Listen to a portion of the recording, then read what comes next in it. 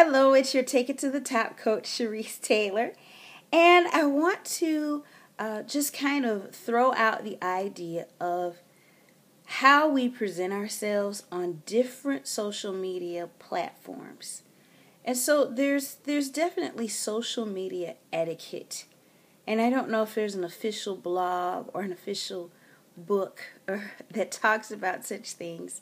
But there definitely is social media etiquette. And so you have to be careful about how you're using different platforms.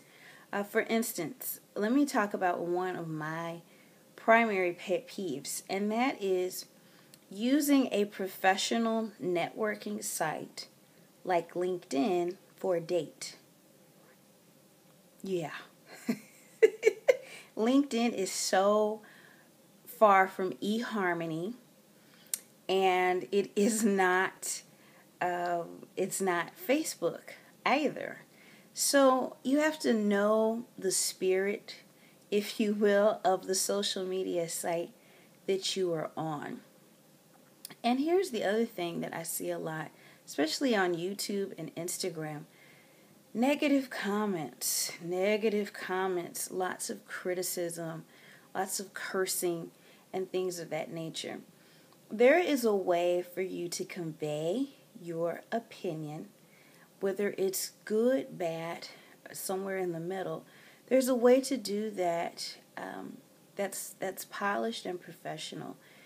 You don't have to use curse words to convey your dislike.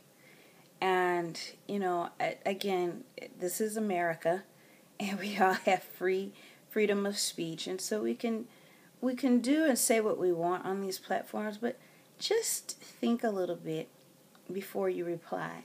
If there's someone that you're following, whether it's a motivational speaker, a actor, actress, a news media person, etc., if you don't really like what they post and you don't really like what they're about, you may want to unfollow.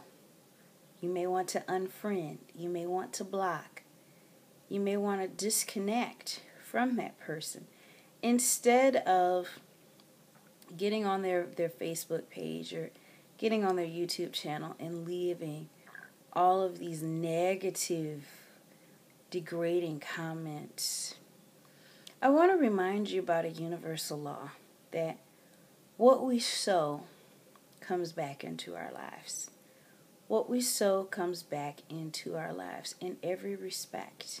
That is just how this life works. And so, if you don't believe me, just try it. After a while, just watch what you're sowing as far as your actions and your words into other people's lives. And when we sow criticism and ridicule and just we tear people down, those are the types of things that are coming your way. It's a boomerang effect. So, I always tell people about, the farmer and his crops. When he plants corn is coming up as the harvest. So, when you plant whatever you plant into the ground is what's going to sprout up. You're not going to plant corn and get tomatoes. It's whatever you plant is what's coming back. So I see this a lot, especially as I said on Instagram and YouTube, people just tearing people up. I see it on Facebook sometimes, and this is like, if you don't agree, there's a way to say it that is not going to be degrading to that person. But also getting back to how we interact and what we post and how we post on different platforms in the social media world. Your Facebook personal page is just that. It's what I call a leisurely stroll through your life. So you may post about the morning traffic. You may post about stopping at QT to get a hot dog and some coffee or whatever. But then when you have a Facebook business page, you're not posting as much as far as your personal life, but more of what you're doing as a business entity, a business owner.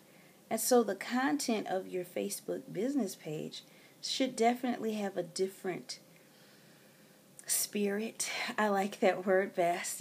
It should definitely have a different aroma than what people are going to get on your personal page. And then what you post on your LinkedIn is going to be different again than your personal Facebook page or your Twitter feed. Your professional Twitter feed, if you have two separate, versus your business Twitter feed are going to be different. So you want to watch your content on these. You don't want to be fishing for dates and, have you, in your sassy dress on LinkedIn, because that's a area for business professionals for networking. So you want to use things appropriately. You definitely do. And be cautious about asking too many questions and for too much information until you've built some type of rapport with the person that you're interacting with. I had people come right out and say, hey, can I have your phone number? Or can we meet for this, that, or the other, without really giving me any information about what they're about, and what their intentions are. So that makes me a little leery of engaging.